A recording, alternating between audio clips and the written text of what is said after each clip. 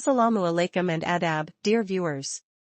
This is AI, and you're watching Asian Times Meta ATM Updates.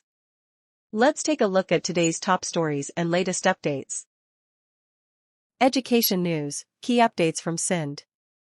Date, June 4, 2025. Headlines.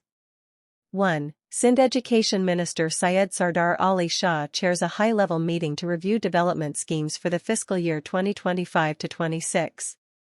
2. President Ejaz Baig and Chairman Hassan Qayyum of the People's Education Employees Association Karachi Sindh hold a key meeting with Director Primary Sindh, Hafiz Muin Akhtar. Now the details. On June 3, 2025, Sindh Education Minister Syed Sardar Ali Shah chaired a high-level review meeting to assess the development schemes of the School Education and Literacy Department for the upcoming fiscal year 2025-26.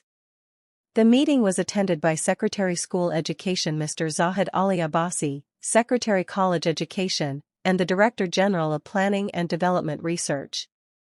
Key topics included the progress of ongoing projects, upgrading of school infrastructure, and setting priorities for future initiatives. The minister emphasized transparency and quality in project implementation and instructed officials to focus on schemes that promise long-term educational impact.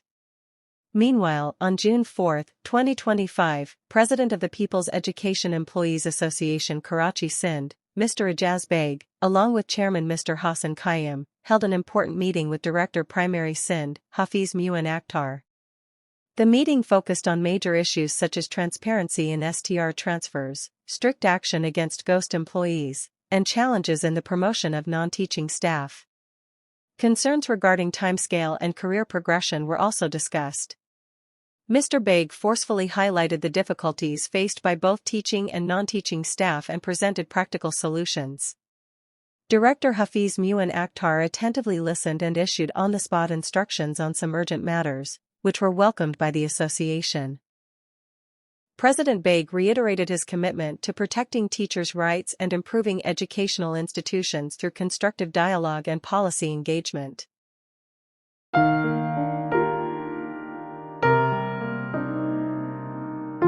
That's all for now. For more news and updates, keep watching Asian Times Meta ATM. Don't forget to subscribe, like the video, and share it with your friends. Thank you.